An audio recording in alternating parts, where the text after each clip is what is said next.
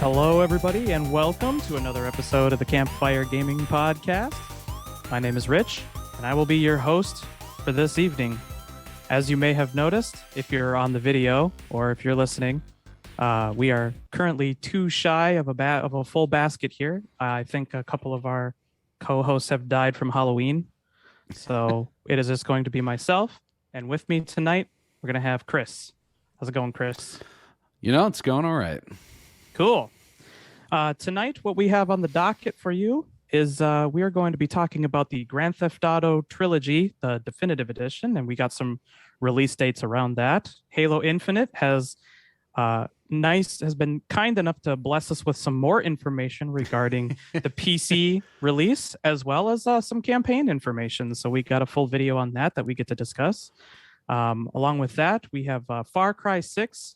Has got an interesting marketing campaign, or I should say Ubisoft in general has got a very interesting marketing campaign, and it's kind of kicked the beehive a little bit.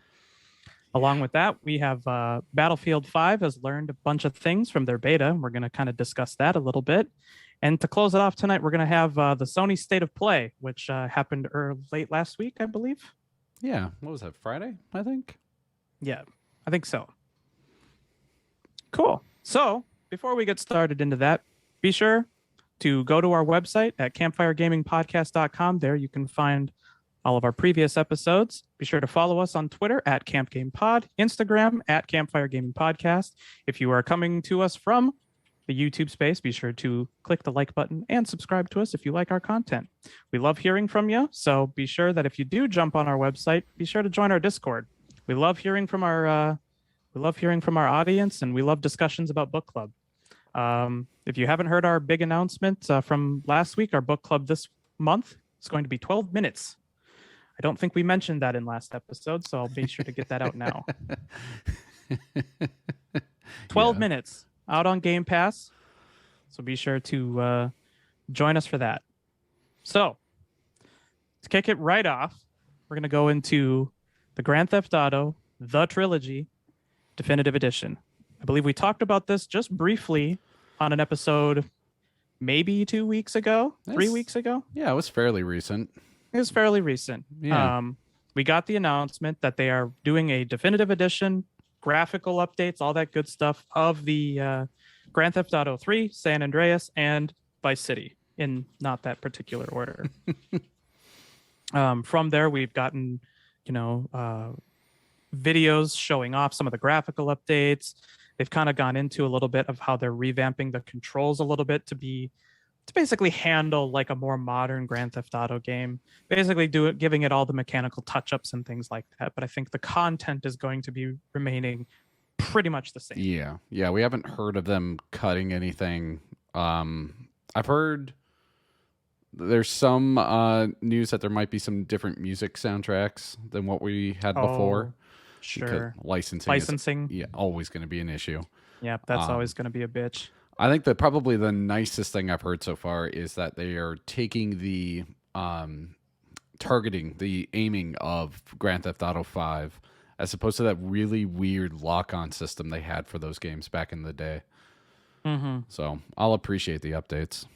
Yeah, no, I think that'll be fun for those that play it. Mm-hmm. As far as who is going to be able to play it, the digital release will be on November 11th.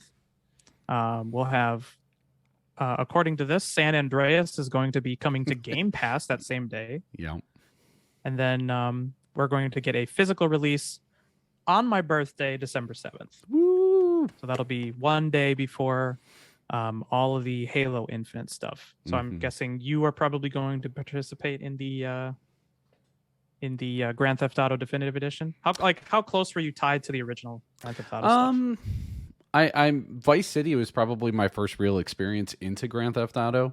I remember during when 3 came out, I was kind of doing a little like war with the Driver series, which Driver clearly Driver failed.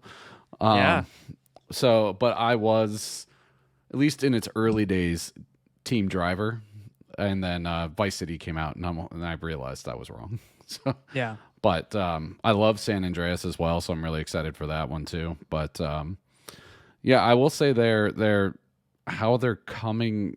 The Game Pass version is a little weird because it is just San Andreas. I dug around for confirmation, but yeah, at least it's something, I guess. Do you think this?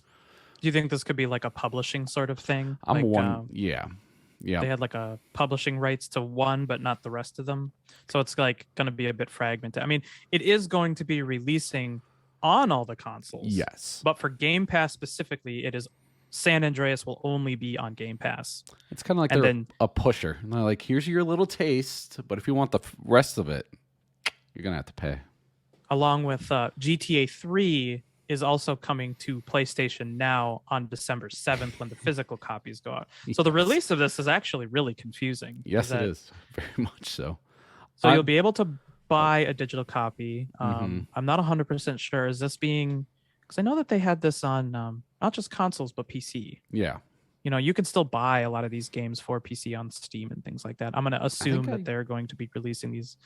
Let's see. It'll be available at some point in my Steam library. I don't remember how, though. Okay, so here's what we got. We got the $60 compilation package will be available across PS4, PS5, Xbox One, Series X and S, Nintendo Switch, and PC through the Rockstar Games launcher on November 11th. Physical edition for all of the consoles will be available on December 7th.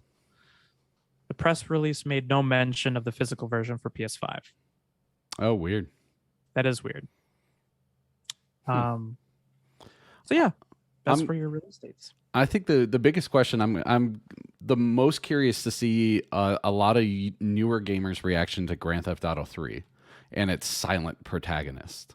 Because right, I think people are going to be shocked. Yeah. Well, like that was the Grand Theft Auto 3 was really their first sort of big push into a very like narrative play. I mean, Grand Theft Auto 1 and 2 being like goofy little top down, you kind of just screw around and it was all text based and all that. Yeah, like they broke into like the 3D thing.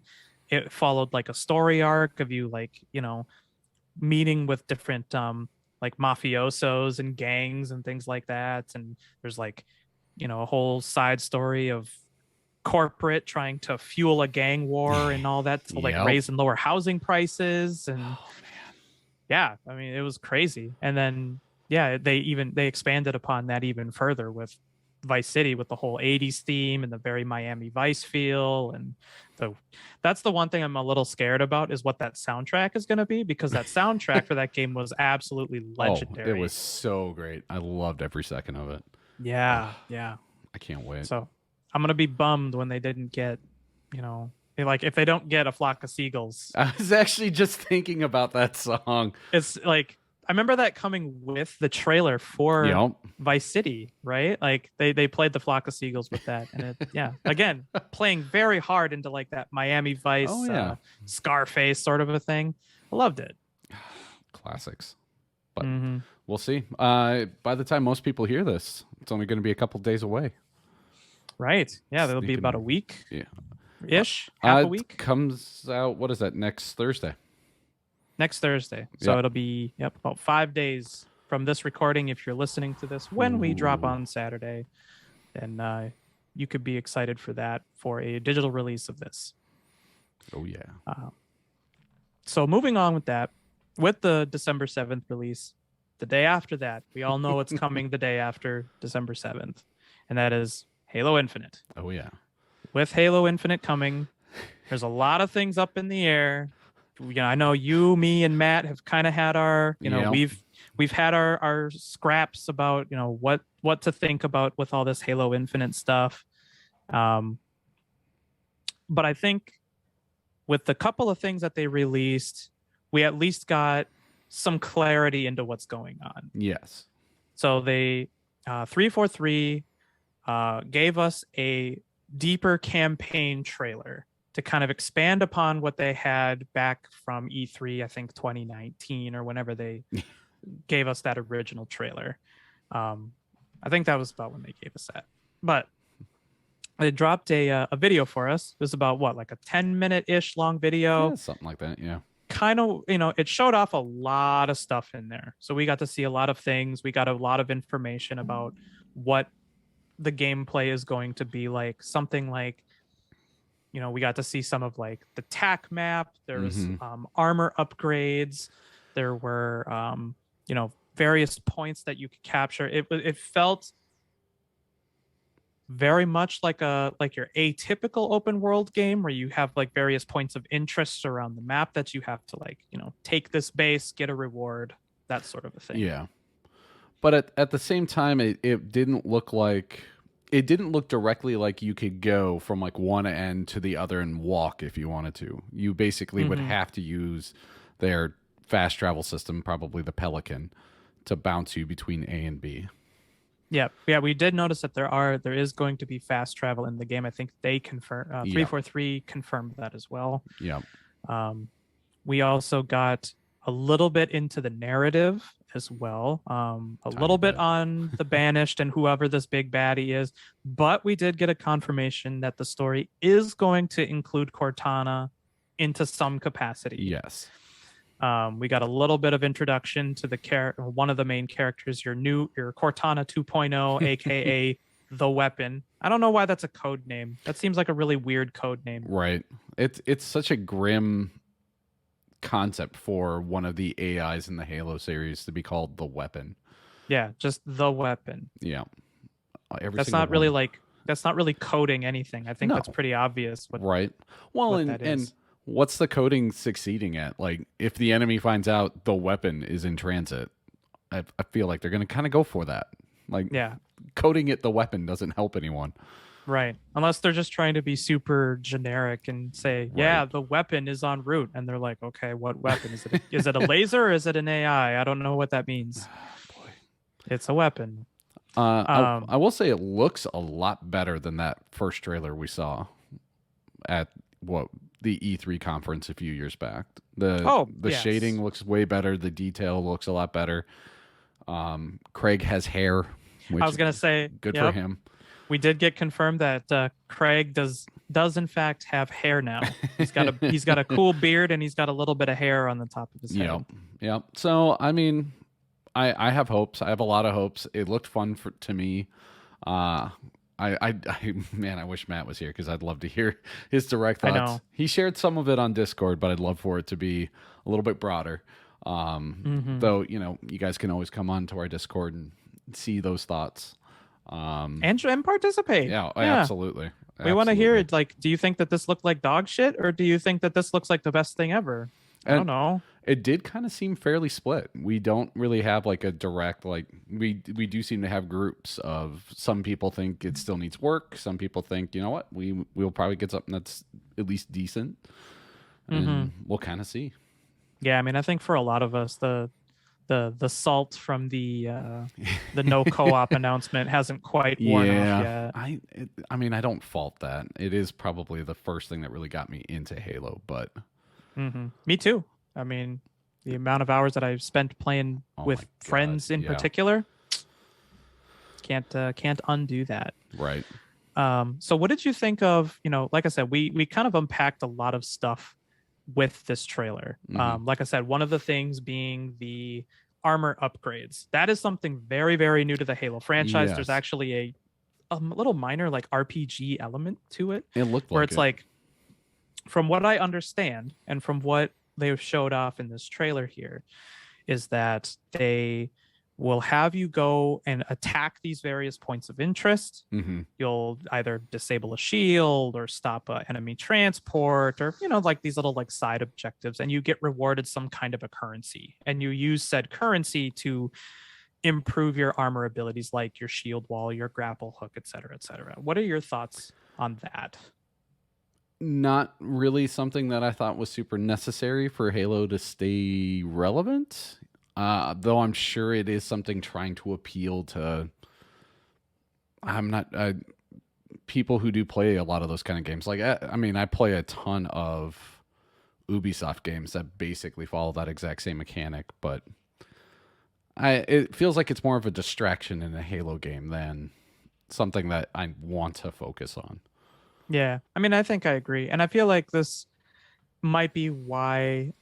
Not this in particular, but this might be fueling into why a lot of the audience is so split. Because there's kind of a sub faction that's like, okay, one of the things we were worried about this being an open world game is it going to be basically an Ubisoft open world game? It's a grind. It's, you know, you just go from point A or from various point of interest. You upgrade your stuff. It's right. It's a formula, right? Like it's the Ubisoft formula. My hope would be, in an effort to kind of fight that, is it's open world in the sense that like it's a grander vision of the second mission of the original Halo. When you first land on Halo, and you could kind of tackle those main points really in any order you wanted to. You didn't have to go to each spot to rescue the Marines. You could have gone to anyone first.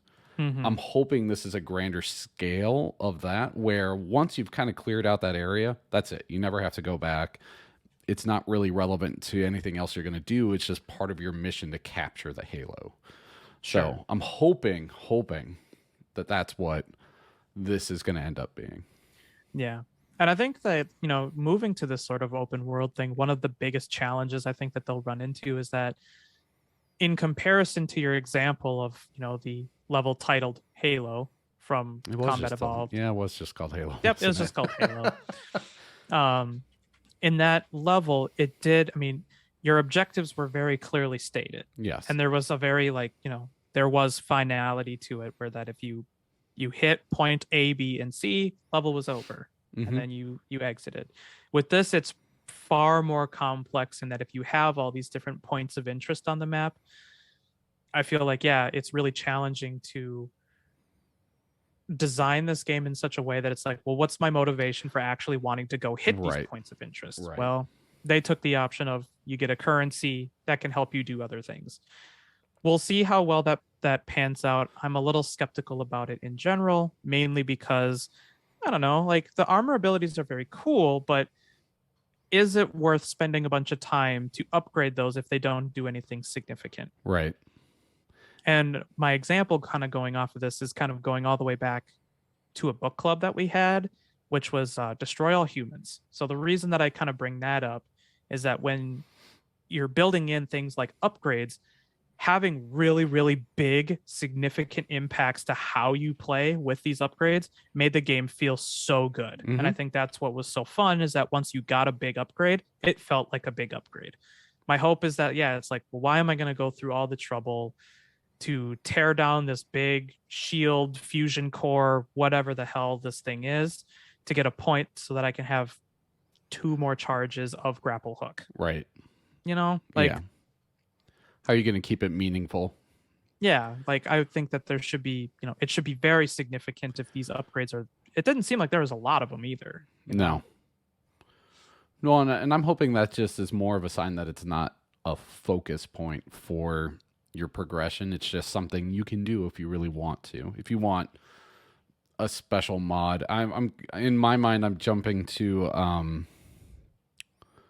oh my god, I just blanked out on it, even though it's on here for something else we're going to talk about. Oh, the Division. Sure. Because you can do little minor updates to your, you know, little special abilities that modifies it in some slight way. Like maybe your turret's a flamethrower as opposed to a machine gun or something like that.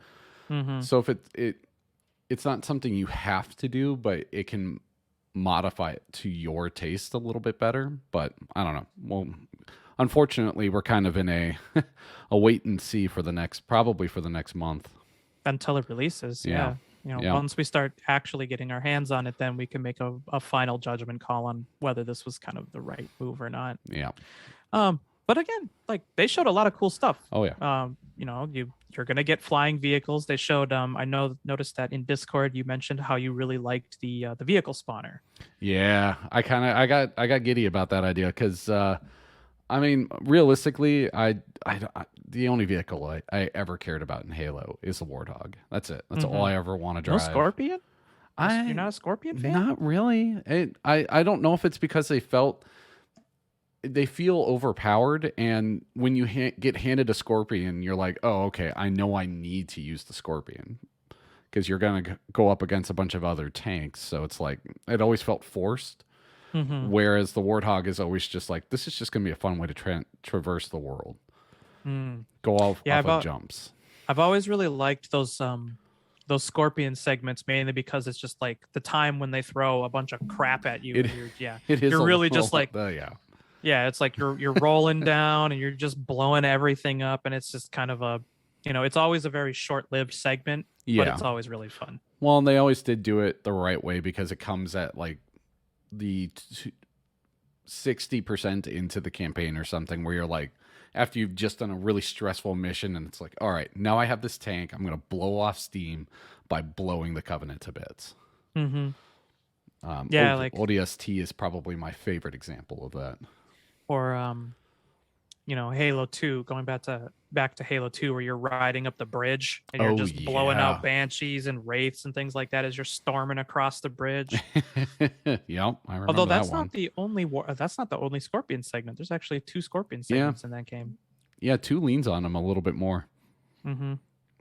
Or 3, I think, because you get a wraith at the end. I think you can. Yeah, you can get a wraith. Yeah. Anyway. Hmm. So along with that, I mean, so you liked the vehicle spawner. It looks like you can. I didn't see what kind of vehicles you could really spawn out of it, other than lighter vehicles. But they did show that you can have like air vehicles and all sorts of stuff. There's different points of interest that look like they're very vertical. So like you will have to take a flying vehicle up to those points of interest so that you can, do more stuff. They showed some cool moves where like the dude jumps out of a vehicle and like I think he grapple hooks a banshee or something like that. Yeah. Jacks it, and cool moves like that. It's just kind of fun. It also looked like there really wasn't fall damage in the game either. No, which is what they used to do for the most part, unless you really fell out of the map area completely. But yeah, it's like one of the most see, I can't remember if Halo Reach had fall damage or not. I want to say it did. I think it did, but it's been like a really inconsistent thing where it's like Halo 1 did, Halo 2 and 3 did not, Halo Reach did. I don't remember if Halo 4 and 5 did or did not. I want to say they didn't. I think I just played through the campaigns and said, all right, I'm good. Yeah. So I can't remember anymore. Yeah, I can't remember. Especially with Halo 4 and 5. I don't really recall. I might have to try to power through the series in time for this one to come out. It's a month. That'd be a good co-op experience. We might have to. To not co-op for Halo Infinite. But I mean, to be fair, that was one of the things that my friends and I always did going into the new Halo games. Is we would co-op all the way up to where the game left off. I remember when we were doing when we were getting ready for Halo 4's launch. It was me and my college roommate. We spent all of one day playing through Halo 1, 2, and 3 on, I think, like, we didn't do a legendary. I think we just did heroic. Yeah. But yeah, we played 1, 2, and 3. By the time we finished 3, I think it was about like 9 or 10 o'clock at night. We packed up at like 11:30, went to either GameStop or Walmart. I don't remember which one we went to. Bought Halo 4, played it until 5:30 in the morning when we beat it, and it was great. It was a memorable experience. Nice. Yep. Yeah, it was a good time. And yeah, I think we should do that. We should probably try and set something up, either like a 4-player or a 2-player co-op sort of a run of the campaigns. I think it deserves it. Absolutely. It's a fantastic way to spend some time. Mm-hmm. Try to get that online for everybody to watch us. Mm-hmm. So, along with the campaign, just recently we got a bunch of other kinds of information for Halo Infinite, and it really it was kind of a nice eye opener, and that was they had released another video going deeper into how they were working on the PC client for Halo Infinite. I watched the whole thing of that video probably a good 2 or 3 times just to kind of make sure I got a lot of my information correct, but I honestly have to say I was pretty genuinely impressed by that. It does look pretty cool. Yeah. It does look like it's well set up.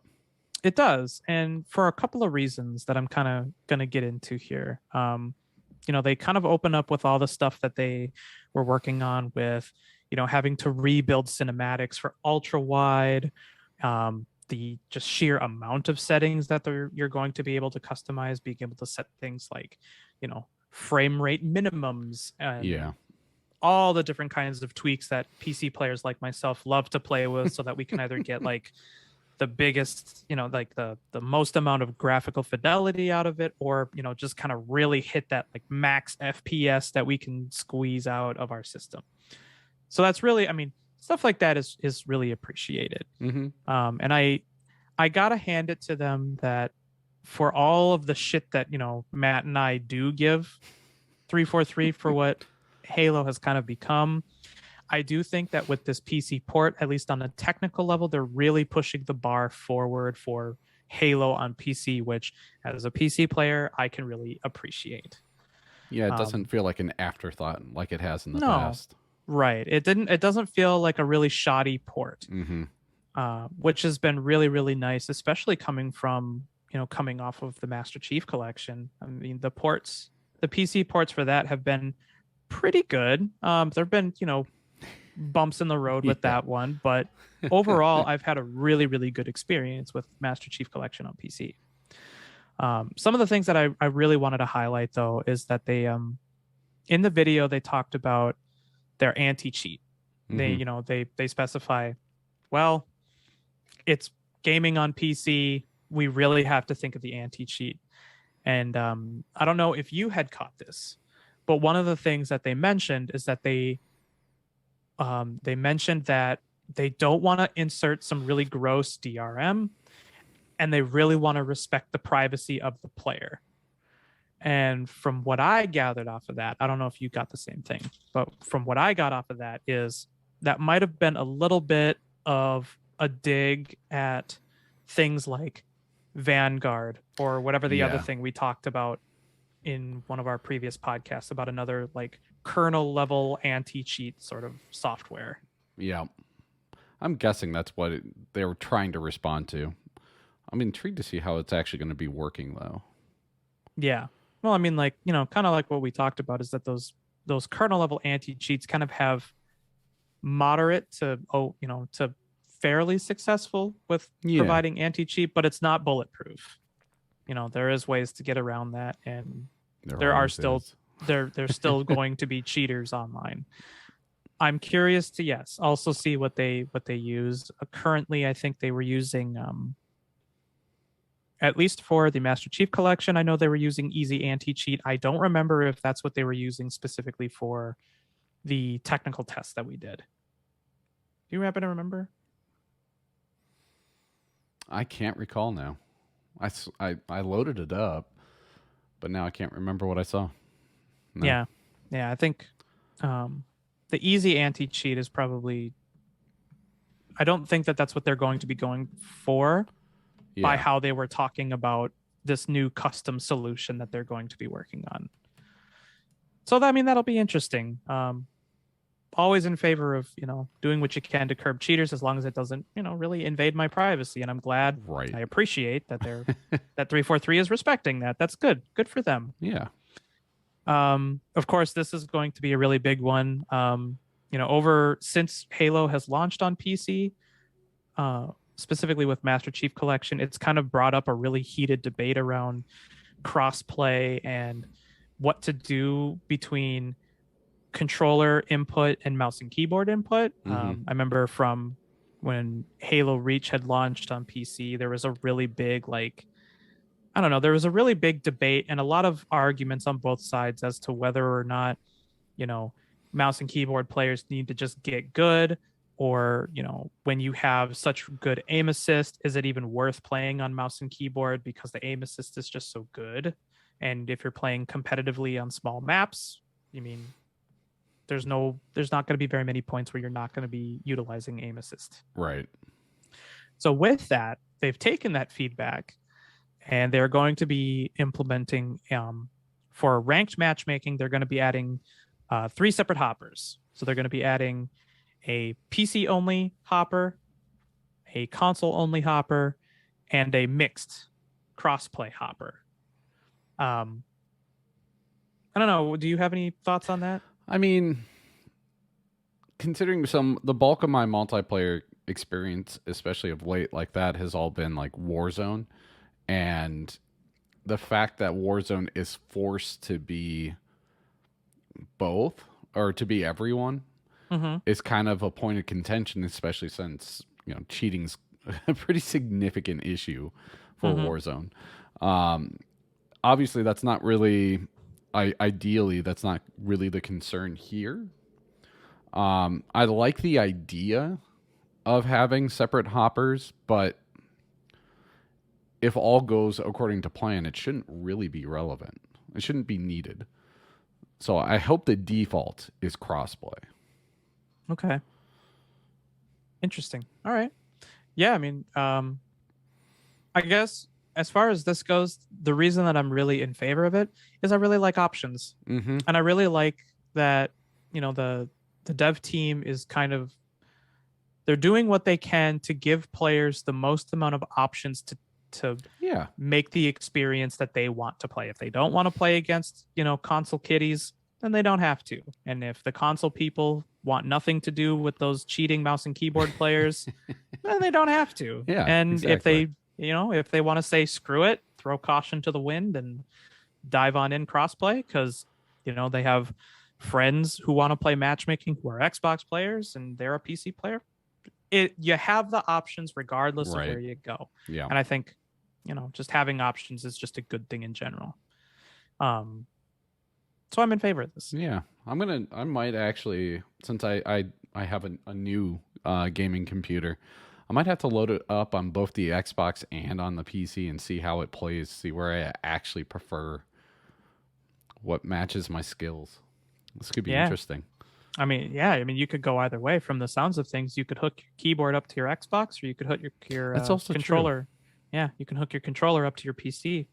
I was doing doing controller on my PC for a while. Yeah, and it runs pretty well. Right.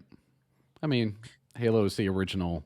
At this point, feels like it's the twin stick shooter that kind of really figured out controllers in the first place. So it stands to reason they'd still be pretty good at it. Yeah, I mean, if you're a longtime Halo player, you're probably pretty used to the controller by now. Right. I know that's what Matt keeps talking about is that, he feels like almost dirty touching a mouse and keyboard on Halo.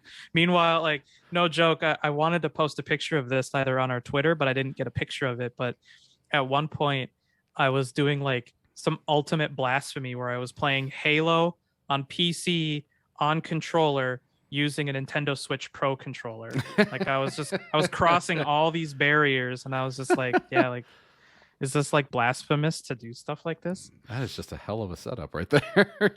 Yeah, it was great. And kind of going into more of this crossplay thing, which I think is just great in general.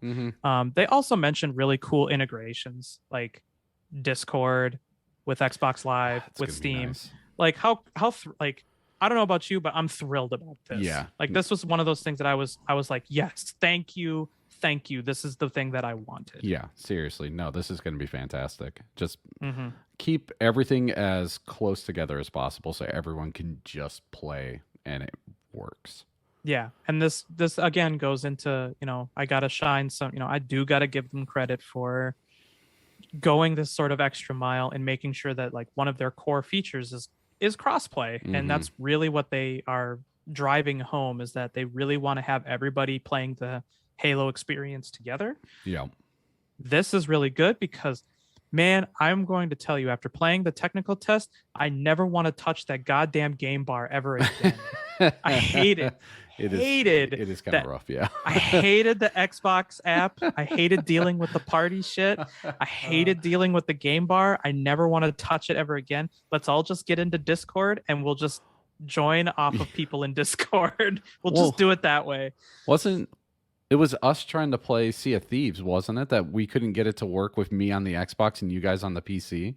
We had troubles with with getting everybody into like an Xbox party. Yeah. Because it was just not working between the Windows Xbox app and people who were using it on Xbox. Yeah. It was just an absolute crapshoot on if that app is going to work or not. And I feel like, being able, as an Xbox player, being able to send invites to people on Steam is huge. Oh yeah, that's great. Be awesome. Yeah, I'm really, really looking forward to that. Hmm. I think that's another one of those big technical leaps in the right direction that I hope is, again, trend setting for gaming down the Right. line, which is what Halo is kind of, for the most part, has been. It's been a trendsetter, and it kind of shows in this regard, especially with this next bullet point I'm going to talk about, because I'm not going to lie, this is by far, like, this one made me go from wow, this is cool, to holy shit, this is cool. Hmm. And that is, and this is the boomer in me talking, is being able to host your own Oh LAN server. yes, yes. So everybody that I played Halo with, we all, as kids, Hmm. kids in high school, grew up on the Halo LAN party experience. We had those those 8v8s Yeah. in my basement. That's where, I was the one that hosted the LAN parties. There'd be stacks of pizza and Mountain Dew everywhere, and a bunch of stinky high schoolers that were just gaming until 5, 6 in the morning. This makes me so happy, and not just the fact that they are bringing the ability to do LAN servers, but that these are cross-playable Yeah. LAN servers. That is by far one of the coolest things that I think I've heard of any game trying to introduce, is bringing that LAN experience back to both the console and the PC player. Oh yeah, that'll be really cool to see how that looks at this day and age. I did the exact same thing when I was young. Hauled Xboxes over and TVs over to friends' houses so we could all hook it up and play. And really, you only get like a screen the size of a modern cell phone to really be able to see what's going on and for your guy. But oh my god, that was so much fun. Yep, because you're playing the 4-player split screen on one of Yeah. those tiny, like 24-inch, tube TVs. Yep. Yep. Good old days. Yeah, we did that, man. And I think this is really cool, because as somebody who does like to go to, I mean, even now I still like going to LAN parties, whether they be events or somebody's house that I know. I love it. I love doing this kind of stuff, and the fact that, like, you don't even need a PC to attend a LAN party that I'm gonna have for Halo stuff. Right. That's magical. Like, that's great. Again, we want to get everybody into the same Halo experience, and I think that's a good thing. Like, that's not Absolutely. just a good thing; it's a great thing. Along with that, I mean, just to kind of close this whole farting rainbows all over Halo Infinite right now. To kind of close this out, they also mentioned that they're doing some hardware partnerships, both with AMD and Razer. So they were showing off a bunch of, like, mice and keyboards, with backlit keys and things like that kind of respond to the game events and things like that. I don't really have much to say on the hardware stuff, because whatever. Like, good luck finding anything, or good luck finding any AMD anything. Right. It's all hard to find. It might be time for me to upgrade my mouse. Maybe I'll have to look at one of those Razer mice.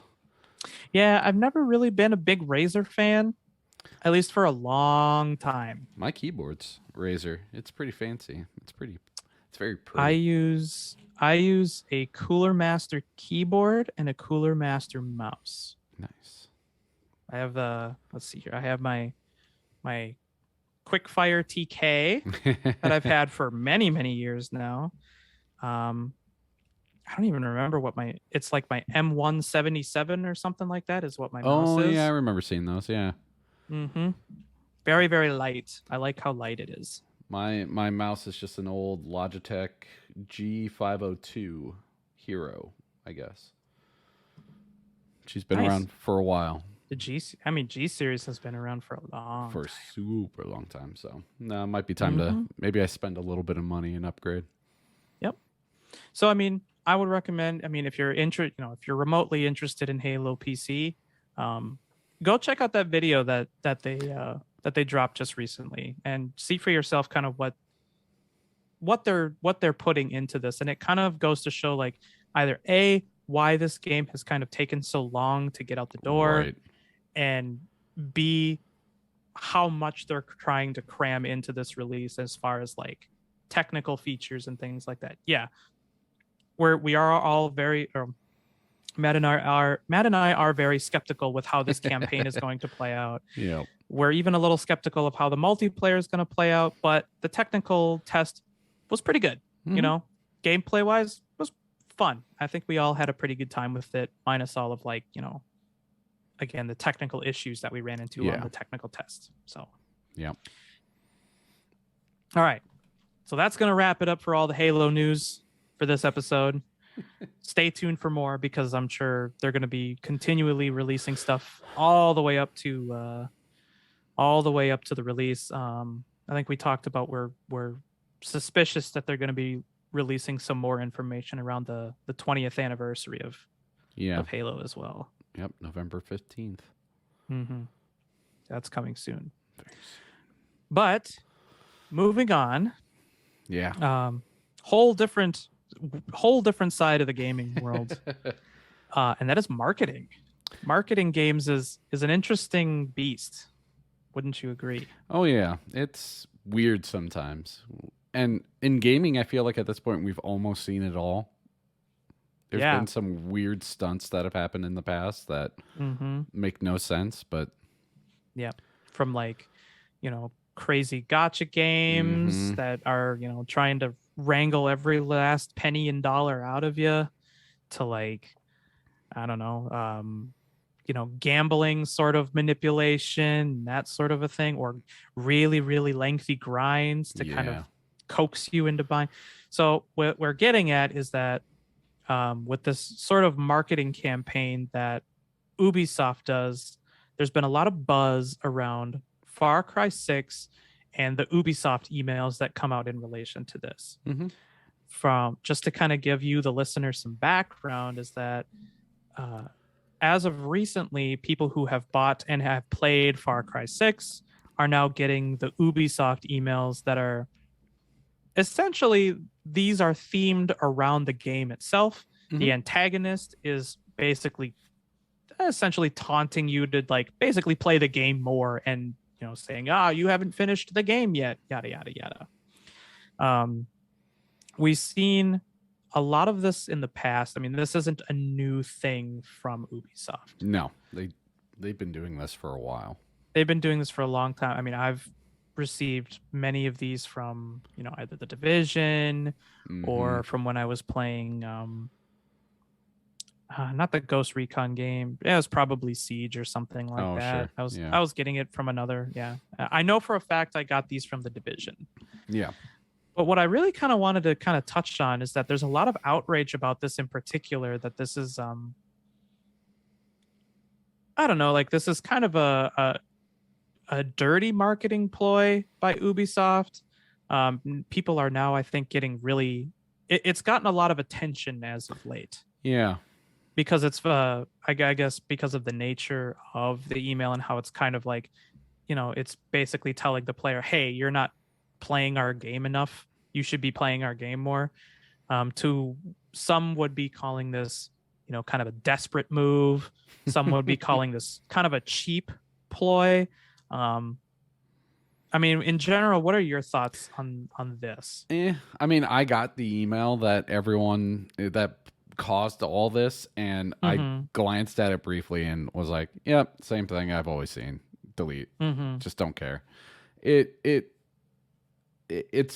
is slightly, because it's in the tone of, I know his first name, President Anton whatever, played by Giancarlo Castillo. Yeah, Castillo. Yeah. Because it's written as if he wrote it, it's very taunting, because that's that's been their whole marketing campaign, is him taunting you. Right. He's a very I don't know, just a very... He's in your face. He's a very in-your-face antagonist. Yeah. I mean, as most Far Cry antagonists that's are. really what Far Cry builds itself off of. It's not really about any remarkably shocking, cool gameplay. It's pretty much the same gameplay since Far Cry 3, mixed with this really crazy villains.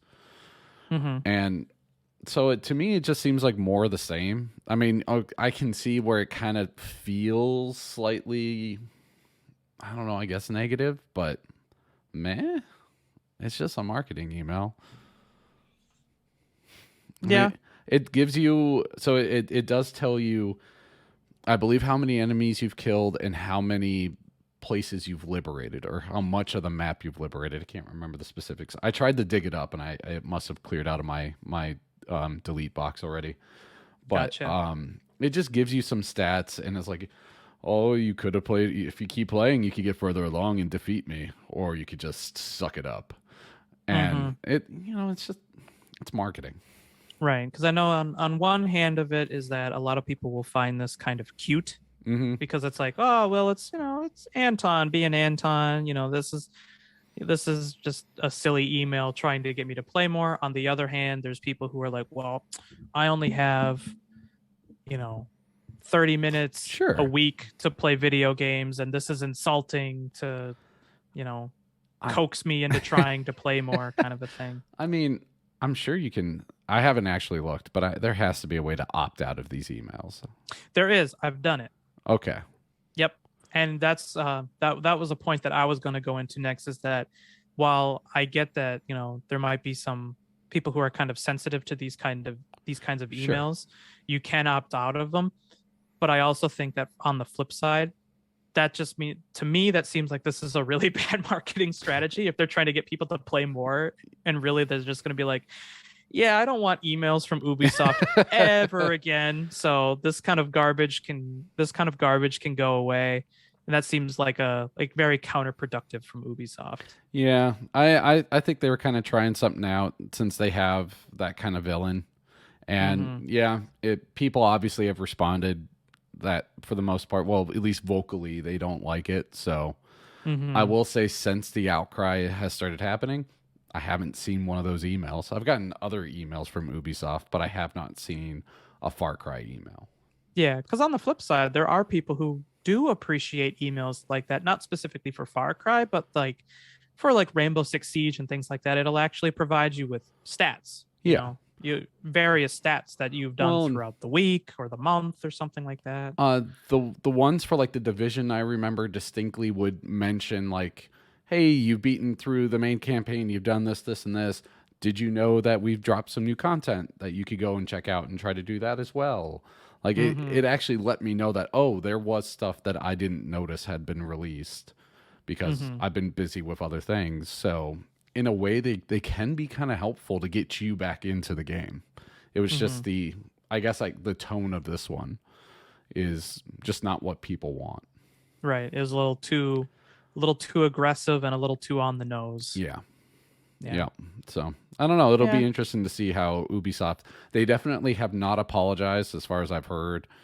I can't find anything from them doing that, though. I'm going to bet internally they have a lot of other issues going on. So it might be kind of under the radar, and they just quietly cancel the campaign and just don't talk about it anymore. Yeah. I mean, it could be. I mean, I feel like that'd probably be a pretty easy thing to do as well. Yeah. And I mean, like I said, on one hand, it's like, I kind of feel a little torn about it, because the cynical side of me and just knowing game industry trends, it's like, okay, they're really trying to squeeze as much engagement out of these games as humanly possible. It's good for, the business metrics and things like that, to make sure that everybody is constantly engaged with their stuff so that they can sell more stuff. Sure. That's the cynical side of me. Is like, yeah, this is kind of a cheap ploy.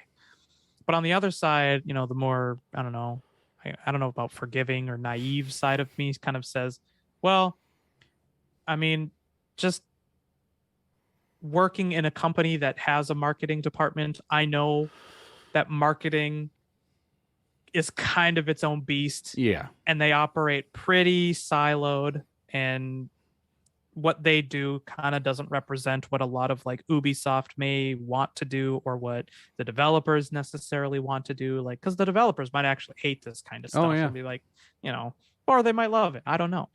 But I know that, marketing doesn't usually align with what everybody else's initiatives and wants are. Not really. Sorry if you're a marketing person, but I mean, you probably know that this is, there's probably some truth to this. Yeah. It doesn't mean you're bad. It just, you're different. That's fine. It's okay. Right.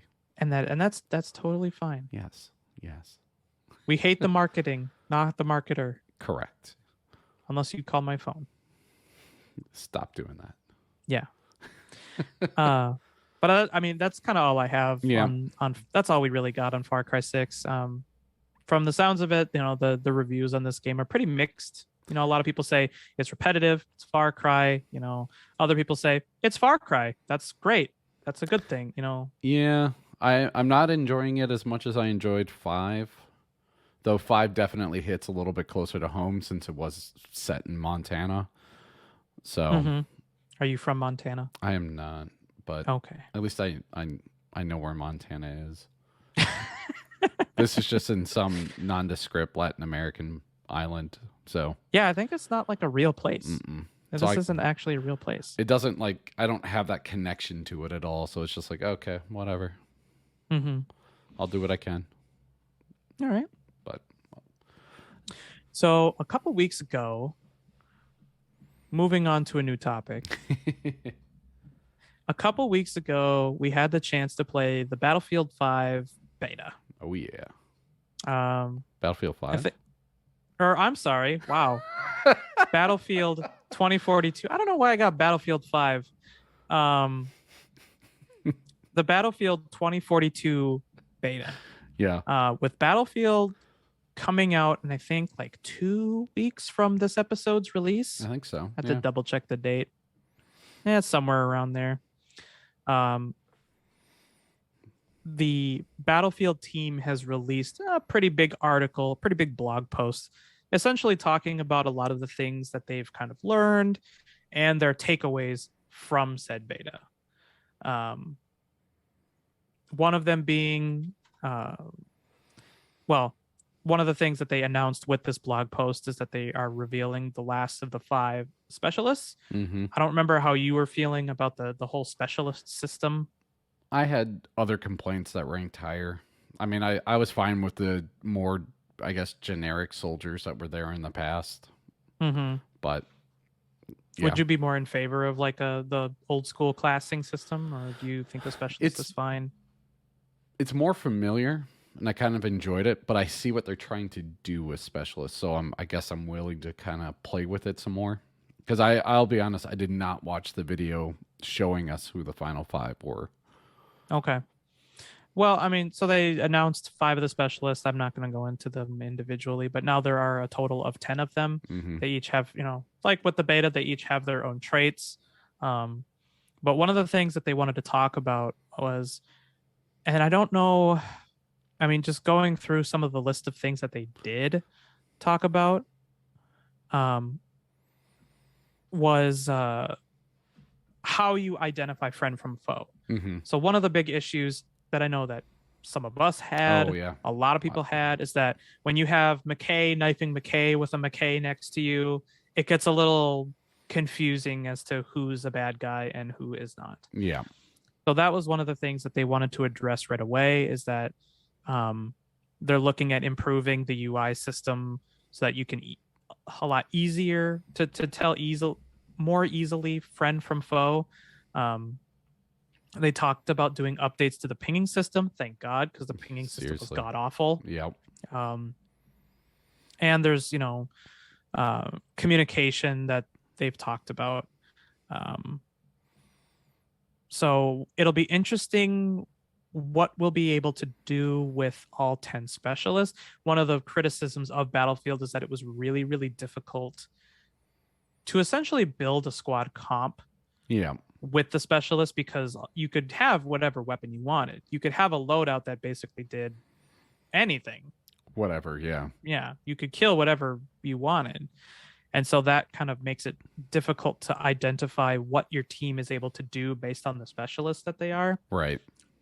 They say that they're doing things to address that by, I guess, from the sounds of it, it was like, well, you didn't have all 10 specialists. We're adding the rest of the specialists with the rest of the game. You'll have to let us know what you think. And I'm not super satisfied with that answer. It was a really weird answer for it. Mm-hmm. Because playing the beta, it did seem like it was sure that we had access to multiple specialists, but really I only saw 2 on a regular basis. I mean, definitely McKay, because that's sweet grappling hook. I love the grappling That hook. was so much That's what fun. I played with that exclusively. Mm-hmm. And a handful of, oh, I cannot remember her name, but the medic, the one that had the little gun that could res people. Yeah, the medic grandma. Yeah. Yeah. And otherwise, like, I tried being the guy with the turret, but the turret never really seemed super useful, so I ditched him pretty quickly. Mm-hmm. And the drone of the sniper guy, the ghillie suit guy, didn't do a lot. So Okay. yeah. So they just, I never really saw them on the map. Like, no one ever really played as them. So Yeah. it was all McKay. And that's fine. It works fine in older battlefields because everyone, it was based off your class, so everyone's kind of expecting a very generic look. But because they're specialists, they all have a very defined look. So it's very awkward. Yeah. So it'll Right. be interesting to see, I don't know, do these abilities of the final five really stand out? Right. Because that was one of the biggest criticisms is that regardless of if you're on Team USA or Team Russia, Mm-hmm. McKay looked like McKay. Yep. So He's it was just really, McKay. really, yeah, it was really difficult to tell which McKay was on US and which McKay was on the Russian team. Yeah. It almost seems like they would need to almost go to that step where they are almost kind of the generic soldier and give McKay like a full-on, outfit per team Yeah. that they're on so that you could really easily identify it. But supposedly it sounds like they're going to be doing some more UI work to identify friend from foe, which Yeah. sounds like it's kind of moving in like maybe even like that Halo direction where they do the crazy highlight. They need to be careful with it. I think what we're more likely to see down the road, and I almost expect this at this point, is we will see where they'll update the game so then you can choose whoever body you want, and then you could choose whatever special ability you want for that body. So then it's not everybody as McKay, so they could keep using the grappling hook. They could be any of the characters and still use the grappling hook. So they just lose their specialness. Right. Well, So yeah. I don't know. I do hope that they address that because I didn't like that. Yeah. And this blog post hasn't really, I mean, just from what I've read here, hasn't really sold me on the idea that this is I don't know. It hasn't really sold me on the idea. Yes. It was like, well, you don't. It's like, hey, You guys haven't seen don't the whole know, thing okay? yet. Yeah. You don't know all the stuff that you're going to be able to have to do. So pay us the $60 and then you can. Though, I forgot to put this in there. If you have EA Play or Game Pass Ultimate, you automatically get to play their early trial on the 12th. Oh. So All for EA, if you have that, you basically get a 10-hour demo of the game. Yeah. Before it releases. So everyone that has Game Pass Ultimate does get access to it. Yeah. That's a pretty classic EA move. They did a lot of that stuff, like going all the way back to the original, like Battlefront. Not the original, but the newer Battlefront games. They did that. So at least we'll get a chance to play it and decide whether or not is it worth the money for it. Yeah. I'm assuming this is going to be on Game Pass. Did they state that this was going to be on Game Pass or not? No, they have not yet. Okay. It would be part of the EA Play if it was going to be. Right. But I think if you get Game Pass Ultimate, you have EA Play. Yeah. Yeah. Okay. So we'll see. All right. Badass. I mean, along with that, they have some pretty interesting information. Like they have, if you go and read through this blog post, they have some interesting like heat maps of like where like the vehicle interactions are and where the players go and where people are killing each other and things like that. That's just kind of fun data if you're. It is kind of neat. I dig that stuff. Yeah, if you're a data dork, that's always kind of fun stuff to see. And I mean, to be honest, a lot of this is no surprise. I mean, of course, you see some of the hottest areas on the map are where the capture points are. Like, that's not surprising at all. And of course, the hottest of the hottest part of the map was the tower Yep. That's the top of the building where all the helicopters would go and hang out and farm kills.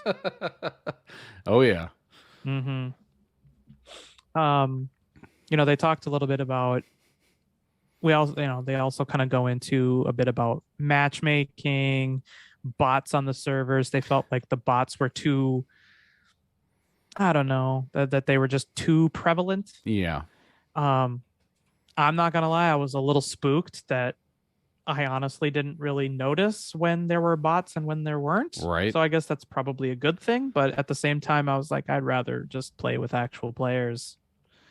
One, hopefully that doesn't become an issue when we're playing the game, to be able to have a regular full lobby as opposed to needing to fill up the lobby with bots. Mm-hmm. So I guess we'll see. They also talked about some of the UI improvements that they were going to bring in. They have a screenshot of something that was more close to, I don't know, it's closer to like a kind of a classic Battlefield look. You see the tickets at the top. They have confirmed you can in fact look at the map. You can in fact look at the map in the frustrating. game. Yep. Apparently, so apparently, according to this, was disabled in what they called the big map. So the map was disabled in the build that we got for the beta. And from the sounds of things is that they had a bunch of systems in place that they couldn't get into the beta because there were a bunch of bugs with said systems that were causing, game breaking things to happen. So they opted to just not have it in the beta. Okay. It's a little scary. It's a little scary. I mean, I can see why they decided to delay the game. Yeah. So they had that. Just kind of going through some of this. What else did they have in here? There was so they had the map. They have kind of a squad communication menu. So they have like a big boxy menu that you can open up. That's basically like, need medic, need ammo, that sort of thing. I did notice that was kind of missing from but I never really I didn't think about it too much, but that's kind of a classic Battlefield thing too. Yeah. Well, and it's helpful to be able to, when you're actually down needing a medic, it's good to actually have that mechanic to actually, if there is a medic nearby you, they can actually hear that you want help as opposed to, oh, I'm just going to respawn. Yeah. So hopefully this helps motivate medics a little bit more. Oh, God, no. Medics don't like rezzing people. Are you kidding? That's easy points. I love rezzing people. Well, speaking of easy points, they did talk about that a little bit too, about how they're going to be giving some more love to support style players. Yeah. Coming directly from this blog post, it says, speaking of which, a note for regular support style players, there were multiple scoring events related to the transport assist, spawn support, resupply, heal support that were absent from the open beta build.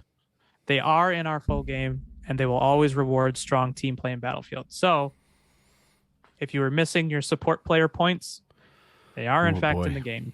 Here we go. That'll be nice. So you can get points for being the ultra Chad and driving everybody around in the Humvee or the helicopter. If you're one of those super Chads driving around in the Osprey and everybody's just racking up kills, you'll get the points. Yep. As you so deserve. Absolutely. To kind of close it out a little bit, they went into a bit on the team and squad play, talking a little bit about loadouts, what to expect when you're kind of working with, what they say is, for the first 4 to 6 hours in the full game, expect to be working with a reduced array of gadgets from your open gadget slot.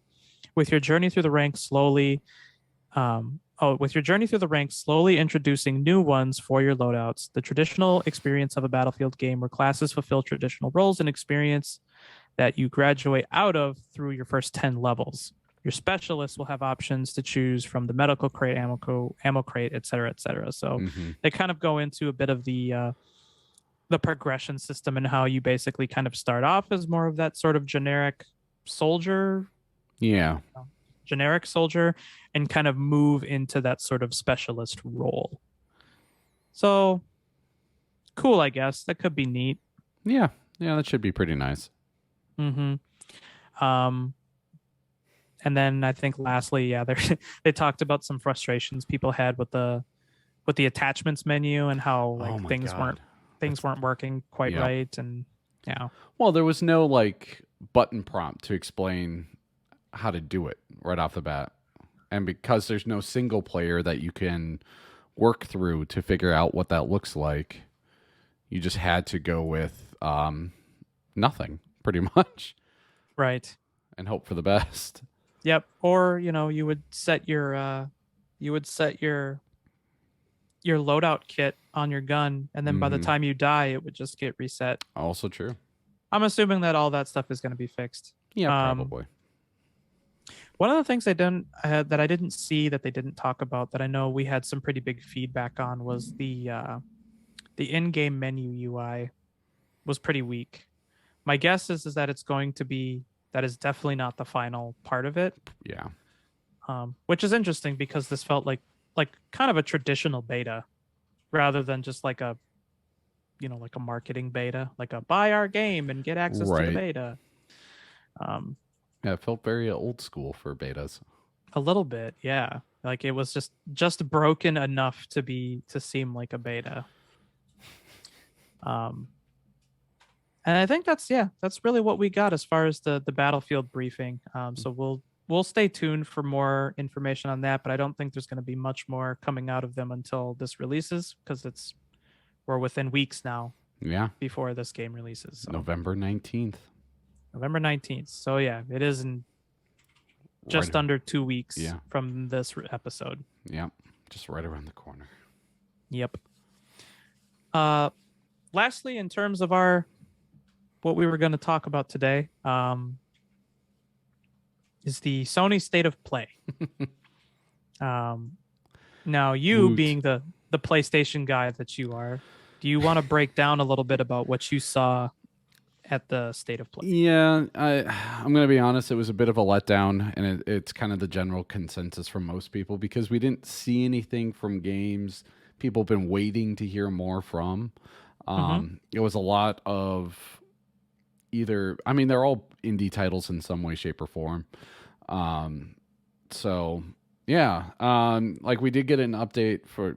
I'll kind of just go down the list. Some of these, I'll be honest, like I watched it and I still don't entirely understand what they are. So we'll probably just skirt past them a little bit. We got to see some more of that new Five Nights at Freddy's game because that series is apparently still alive.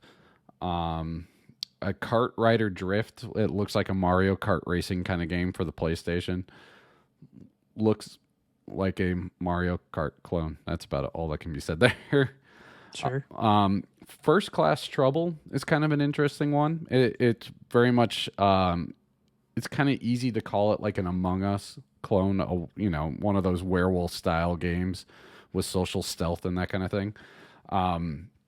It's basically a third person game where a group of you are trapped on a starliner that's having catastrophic issues. You have to work together to actually repair the ship while some people are imposters. Yep. Okay. It does have more mechanics about team building and trying to build trust between people because you actually have to work to repair sections of the ship, which is kind of interesting and something I kind of want to try out. I have it on the PC. I just haven't had a chance to play it. Cool part for this one, it is actually now available for free on PlayStation Plus if you do have it. So I would say pick it up. Now I can't remember. Is this on early access on PC? Yes. I think it's Same still with- early access. Is it the same build for PlayStation? I'm guessing too. Yep. Okay, so this is technically an early access game, but it's very Among Us-esque. Yeah. I do think I have seen footage of this game. I just haven't played it myself. Yeah, it'd be fun. I mean, Matt does have his outstanding rule about early access games at this point, but it would be fun to get a group of people together to try it out, see if we could get I don't know, I wonder if it has crossplay on the PlayStation 5. I might have to look that up. I didn't see anything announced for it, so I don't know. But it'd be fun to get a lot of people together to play it. We did get announcement of an expansion, a free expansion for Bugsnax, the kind of surprise PlayStation 5 hit. That came out on game launch, which will be kind of neat. A couple games I'm not super familiar with, and I tried to understand it, but really didn't get it. We Are OFK and Death First Let It Die. What is that? That was a weird motorcycle there. I don't know what those ones are. Death First, I feel like I've seen before. It's kind of a simplistic adventure game with a really unique kind of minimalist art style. So it'll be kind of interesting to see that. Okay. Death's Door has kind of been... I've heard it tossed around a lot. I think it's on Xbox or Switch. And it's kind of cropped up a little bit more and more. I keep hearing its name, and I just haven't had a chance to dig deeper into the game. But it's now coming out on PlayStation. Okay. King of Fighters 15, which is a series I forget exists constantly, but they're on the 15th version. Exist. Yep. Star Ocean, which, speaking of series I forget still exists, that one's coming back and coming out on the PlayStation. And Little Devil Inside. And yeah, that's the whole list of everything we saw. It was, again, 20 minutes altogether. Kind of underwhelming. Yeah, it was very short. Yep. So out of that list, is there anything in particular that you thought was fairly interesting? Or let me back up. When we started this section, you said that there were a bunch of things that you said were missing that were kind of expected. What were those things that were expected? I mean, people are always going to want to know more about some of the big PlayStation titles, some more of the Horizon Forbidden West and God of War Ragnarok, which I know it wasn't like super expected that we'd get some more from it, but we still want to know. So, or even now that it's been announced, more on Gran Turismo. I mean, yeah, there's not a lot you could talk about. It's a racing game, though.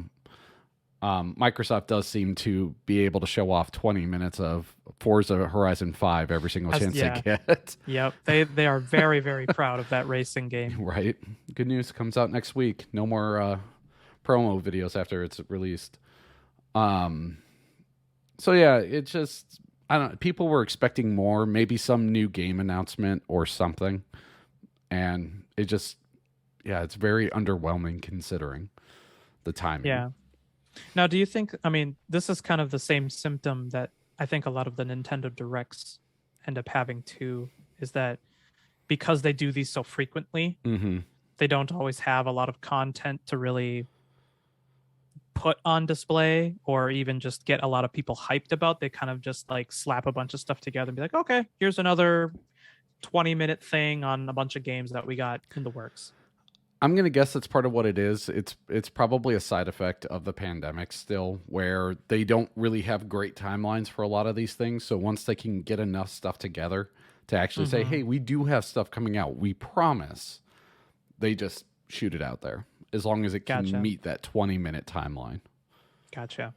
Now, a lot of these were games that were already announced, or were these fairly new announcements? The Bugsnax one was kind of a surprise because I hadn't heard talk about DLC for that at all. And maybe Star Ocean, but for the most part, these are games that exist somewhere else in some way, shape, or form. Ports? Yeah. Okay. Interesting. Yeah. So overall, from your impression, I get that it was a bit underwhelming. Yeah. All right. That's fair. It's the way it's been. Yeah. I mean, like kind of what we were saying is that they can't all be a winner, right? No. Especially if you're doing them as frequently as they are, which is, good and bad. You get a lot of information about a lot of games, but at the same time, there's going to be a lot of these state of plays that aren't going to be the most exciting. But I mean, I'm sure that if you're a fan of any one of these, like if you're a King of Fighters fan, I'm sure you maybe you were shitting your pants. I don't know. Yeah. Or maybe if you're, I'm not a fan of fighting games in general, so maybe if you just want a new fighting game, that could be exciting for you. And hopefully it is. Yeah, I hope so. Cool. So you think that kind of wraps up what we got going on for State of Play? Yeah, that's pretty much all that there is for State of Play. Perfect. That's good to hear, I guess. Well, I suppose with that then, I think that kind of closes out all the main things that we wanted to talk about. Mm-hmm. We're just going to drop some Kindling on you, the listener, dear listener. Just a couple of quick news bits to kind of close out this episode. Thank you for sticking with us this long, but we just got a little bit more for you because we like you so much. So to kind of go through this in kind of quick succession, going down the list of news items that we got, Doom Eternal is getting a horde mode. So if you're not familiar with what a horde mode is, either Gears of War or, think Gears of War horde mode or like a Fire Team in Halo. Fire Team in Halo, yeah, where you're taking on a lot of waves of different stuff. Mm-hmm. I think this could be a really cool thing. Something like this would work very well for a Doom Eternal, where it's all about absolutely would. Mass slaughter. Yeah, that could be really good stuff. And it's one of their biggest updates that they're providing for free, and it's going to be out very, very soon. Actually, I think it's already out. I was going to say, I know it's either this week or early next. Let's see here. Looking at this, is that it is out on October 26th, so we're a little late to the punch on this one. That's a week ago. It's fine. We're good. Yep. We're still good. So you probably already know that this is already out. Congratulations. I hope you did very, very well in horde mode. Along with that, we have the Xbox Series is getting some expansion cards, so you'll be able to expand your hard drive soon. You will have a 512 gigabyte and a 2 terabyte expansion card, $139.99 and $399.99 respectively. Those will be coming soon, brought to you by Seagate, I guess. Mm-hmm. A little bit of news from Among Us is that it is coming to the PlayStation and the Xbox on December 14th. I'm sure you console players are thrilled about that. Who doesn't love a good game of Among Us? Right. Blood Rain revamped and Blood Rain 2 revamped will be coming to consoles November 18th. I've never played a Blood Rain game, but I'm assuming that this is a remake or a remaster. Vampires eating Nazis. What else do you need? I don't know. I don't know. That's a good question. I'm not familiar with this concept. God of War will be coming to PC January 14th, so sweet. I can finally play God of War because I don't own a PlayStation. It's an amazing game. So that'll be good. I didn't see what platforms is this coming to on PC. I'm guessing it's going to be a Steam thing. We've had a lot of PlayStation releases come to Steam. Everything I've heard with PlayStation and Sony, it's always been Steam related. I haven't heard it go to anywhere else. Cool.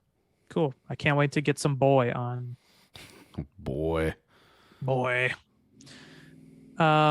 the PlayStation 5 and Xbox Series' updates for Cyberpunk and The Witcher 3 have been delayed into next year.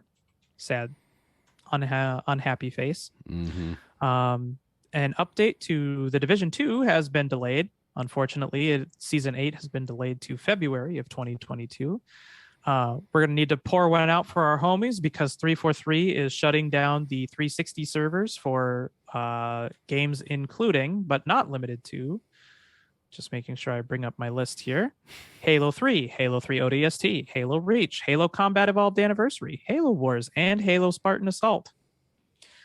I feel like we're going to need to have like some sort of like funeral arrangements for the Halo 3 online service. That was a classic. I mean, who didn't love playing Halo 3 online? It was epic. All right, so every listener out there, bust out that Xbox 360, get your copy of Halo 3 out. We should have like a funeral for the Halo 3 service where we spent many of our childhood hours. I have to take my hat off, but that would look pretty bad. So, continuing on, we have more Blizzard employees who are no longer Blizzard employees are creating their own studios. A bunch of Blizzard and World of Warcraft veterans are building out notorious studios. So they're looking to create fantasy RPGs. So more from the front of, everybody kind of wants to leave Blizzard and kind of do their own thing. Good for them. We've been over this for the, plethora of other studios that have been spawned off of Blizzard. So congrats to everybody who is, leaving Blizzard and starting something fresh. We are excited to see what you have to bring. And I can't wait to buy your stuff. A survival horror Lara Croft game has been canceled. It was shown as part of the 25th anniversary of Tomb Raider. It was abandoned for the 2013 reboot, but it has officially been canceled. F's in the chat. This one got me a little bit. I didn't put this in here, but I thought it was really, really weird. So there is a Wu-Tang action RPG reportedly in development for Xbox. Why not? Because, Wu-Tang Clan ain't nothing to fuck with. I mean, 50 Cent did it, like 10 years ago? Wu-Tang might as well do it. True. I'm sure Wu-Tang would probably be better than 50 Cent's. Oh, what the hell was that game called? Blood in the Sand. Blood in the Sand. Oh, Thank yeah. You. Yeah. It wasn't like Get Rich or Die Trying or anything. No. I think that was one of his albums. Yep. So cool. I don't really know what to say about that other than let's see what happens when this releases. I hope it's good. I think this is one of yours. There's some information we got for Sega and Microsoft. Yeah, just announced the day of recording. And we think this kind of ties into some of the rumors we've heard about Microsoft making an acquisition. Looks like it probably wasn't going to be an acquisition, but Sega will be using the Azure cloud platform to move forward with Super Game, which is not a title. Game. Oh, it's the name of an initiative to make ridiculously advanced games, basically. Okay. So what they say their key focuses are, these are their words: global, online, community, and IP utilization. That is like the most corporate sounding babble I've ever heard. Yep. We don't know anything else right now. We just have the Sega press release to go off of. So I'm excited to see where it goes, though. They have a lot of different IPs, so this can mean so many different things. It could mean a lot of different things. And judging by the corporate speak on this one, sounds like they still got a lot to figure out, too. Yes.